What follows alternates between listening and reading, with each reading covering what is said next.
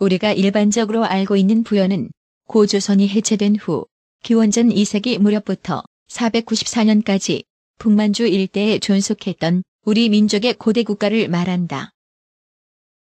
이 부여는 열국 중에서 가장 북쪽에 있었고 남쪽으로 고구려와 국경을 접하고 있던 나라였다. 그러나 부여라는 이름은 열국시대 이전인 고조선 시대부터 존재하고 있었다. 고조선의 거수국이자 후계국인 부여는 본래 난하 상류 유역에 있었던 것으로 추정된다. 사기 화식열전은 고조선 말기에는 부여가 연나라 북쪽 인근에 오환과 함께 있었다고 말하고 있다. 무례, 연은 발해와 갈석 사이에 있는 도해지이다. 북쪽으로는 오환, 부여와 이웃하고 동쪽으로는 예맥, 조선, 진번과의 이익을 관장했다. 사기 화식열전은 한나라 무제 시기의 기록이므로 기원전 140년대 이전에 고조선 말기의 상황을 기록한 것이다. 당시 부여는 난하의 상류 유역에 있었다. 그런데 난하 하류에 위만조선이 세워지자 더 북쪽으로 이동한 것으로 추정된다. 고조선이 해체된 후 부여의 지배층과 주민들은 우리 강역 곳곳으로 이동하여 새로운 곳에 부여라는 이름의 여러 국가를 건설했다. 부여, 북부여, 동부여, 졸본부여, 갈사부여, 남부여 등이 그것이다. 북부여는 부여의 지배 세력이 북쪽으로 이동하여 만든 국가이다. 원래의 부여보다는 다소 북쪽에 있었지만 그 위치도 난하 상류 유역이었다.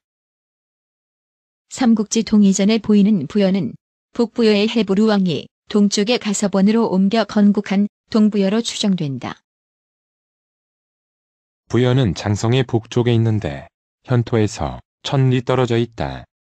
남쪽은 고구려와 동쪽은 음유, 서쪽은 선비와 접해 있고 북쪽에는 약수가 있다.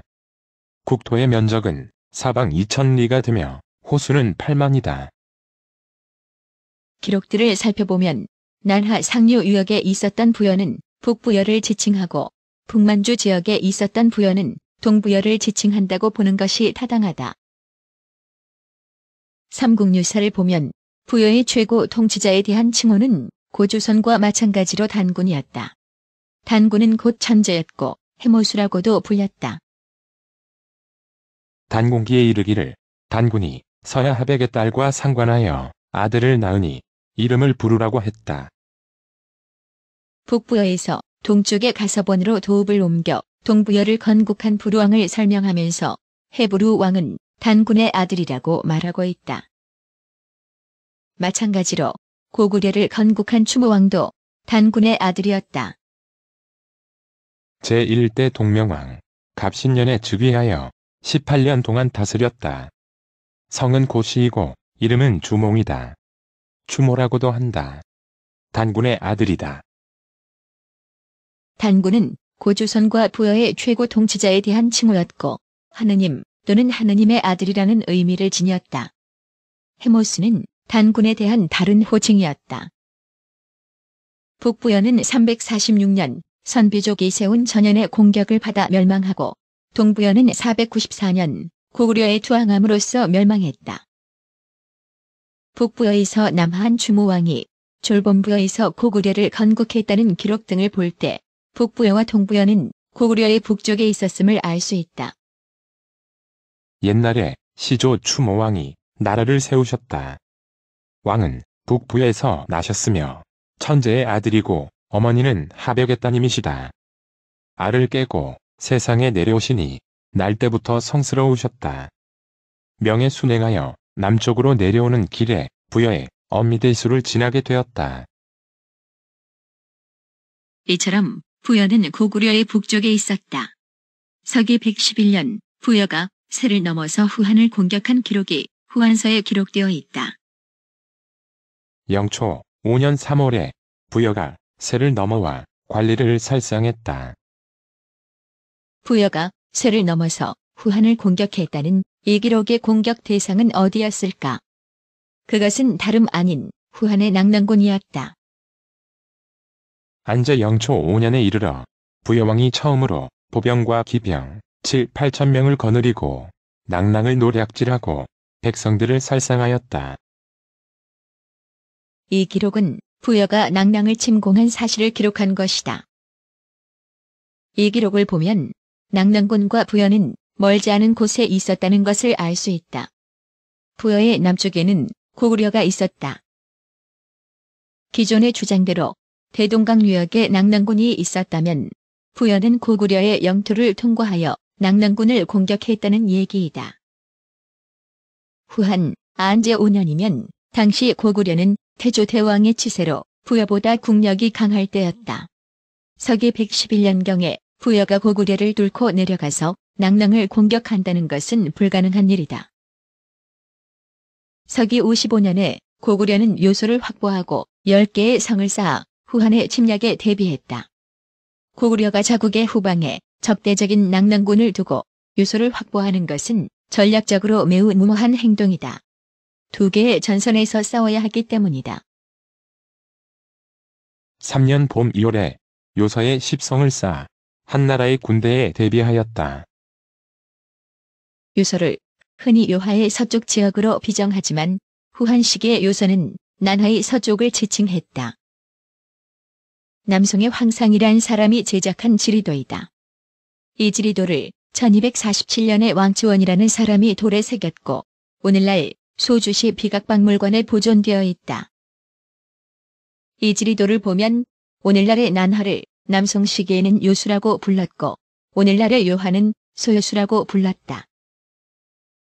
이 지리도가 정확하다면 요동은 오늘날 요하의 동쪽이 아니라 분명히 오늘날의 난하 동쪽을 의미했다. 부여가 세를 넘었다는 것만 보아도 후한서가 말하는 낭랑군은 난하 유역에 있었다고 볼 수밖에 없다. 대동강 유역에 있었던 낭랑은 한사군의 낭랑군이 아니라 추리왕의 낭랑국이었다. 낭랑국은 고조선이 해체된 후 난하 유역의 낭랑 유민들이 동쪽으로 이동하여 세운 국가였다. 추리왕의 낭랑국은 이미 서기 37년 고구려 대무신왕에 의해 멸망되었다. 그 후 다시 재건되어 명맥을 유지하다가 서기 300년 신라에 복속하면서 완전히 멸망했다. 3월에 우두주에 이르러 태백산에서 조상에 대한 제사를 지냈다. 낭랑과 대방, 양국이 항복하여 복속해왔다. 김부식의 삼국사는 대동강 유역에 있던 낭랑국을 진화의 낭랑군과 엄격하게 구분하였다. 낭랑국은 국, 왕, 공주라고 표기하였고 낭랑군은 군, 태수, 현 등으로 표기했다.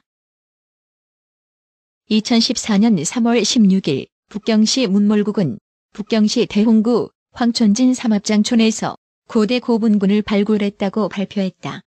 모두 129개의 무덤을 발굴했는데 이 중 낭랑군 조선한 사람인 한현도의 무덤이라는 벽돌 명문이 발견되었다. 원상 2년 4월 17일 낭랑군 조선현 사람 한현도 명기. 지금까지의 통설은 낭랑군 조선현의 위치가 평안남도 대동강 남단의 대동면 토성리 일대라는 것이다. 그런데 천안문의 남서쪽 20여 킬로미터 지점에서 낭랑군 조선현의 흔적이 발견된 것이다. 이에 대해 학계에서는 313년에 평양의 낭랑군이 고구려에 의해 멸망한 후 전현의 무용외가 평양에 있던 낭랑군의 유민들을 요소로 옮기고 낭랑군을 이전시켰다고 주장한다. 이를 교치라고 한다. 이 명문도 이와 관련된 것이라고 주장한다. 그러나 생각을 바꿔보면 우리 스스로가 대륙에 있던 역사와 지명들을 자꾸 한반도 안으로 교체시키고 있는 것은 아닐까. 이 무덤의 명문은 우리 선조들이 북경까지 활동 무대로 했다는 사실을 보여주는 유적일 수 있다. 낭랑군이 한반도 평양이 아니라 북경 인근에 설치됐을 가능성을 배제할 수 없는 것이다.